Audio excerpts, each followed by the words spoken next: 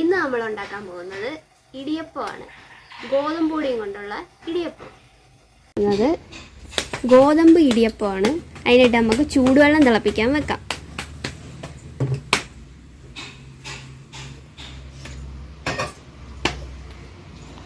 വെച്ചിട്ടുണ്ട്. നല്ലപോലെ തിളയ്ക്കണം. ഈ തിളച്ച വെള്ളം ഇതിലേക്ക് ഒഴിച്ചു കൊടുക്കുക. ഒരുപാട് ഒഴിക്കരുത്, കുറച്ചായിട്ട് ഒഴിക്കണം.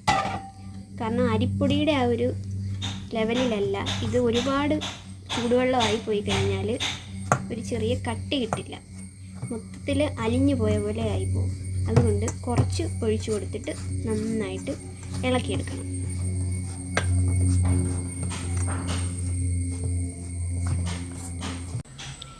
ഈ പരുവത്തിന് ഇങ്ങനെ കുഴച്ചെടുക്കണം. ഒരുപാട് നനഞ്ഞു പോരുത്. നനഞ്ഞു പോയി കഴിഞ്ഞാൽ കുഴഞ്ഞാൽ ആ ഇടിയപ്പത്തിൻ്റെ ഒരു നൈസായിട്ടുള്ള ആ ഒരു ഇത് കിട്ടത്തില്ല.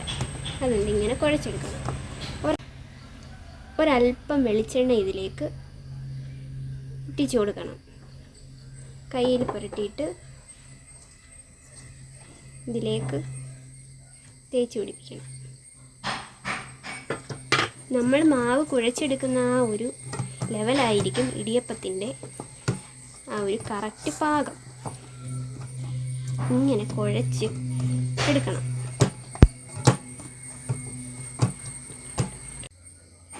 ഈ പരുവത്തിന് കുഴച്ചെടുക്കണം. ഇഡ്ഡലിക്കുട്ടത്തിൻ്റെ തട്ട് എണ്ണ തൂത്ത് കൊടുക്കുക. ഇനി നമുക്ക് സേവനരിയിലേക്ക് ഇതിനെ നിറച്ചു കൊടുക്കാം.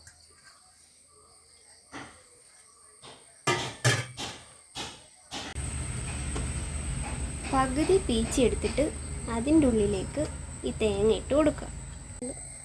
എന്നിട്ട് വീണ്ടും അതിൻ്റെ മുകളിലേക്ക് നിറച്ചു കൊടുക്കുക.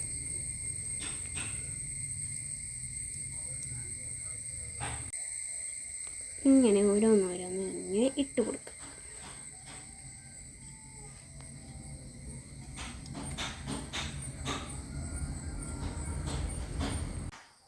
ഇപ്പം നമ്മളിതെല്ലാം റെഡിയാക്കി വെച്ചിട്ടുണ്ട്. ഇനി നമുക്കിതിനെ ആവിയിൽ വേവിച്ചെടുക്കാം.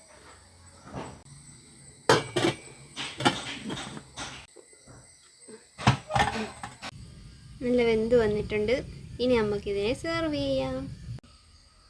കണ്ടില്ലേ, നല്ല അടിപൊളി ഇടിയപ്പം. ഇനി അരിയില്ലെന്ന് പറഞ്ഞ് ആരും ഇടിയപ്പം ഉണ്ടാക്കാതിരിക്കേണ്ട. ഗോതമ്പ് പൊടിയായിട്ട് നല്ല സോഫ്റ്റ് ഇടിയപ്പം നമുക്ക് ഉണ്ടാക്കിയെടുക്കാം. ഇങ്ങനെ ഉണ്ടാക്കിയെടുത്താൽ മതി.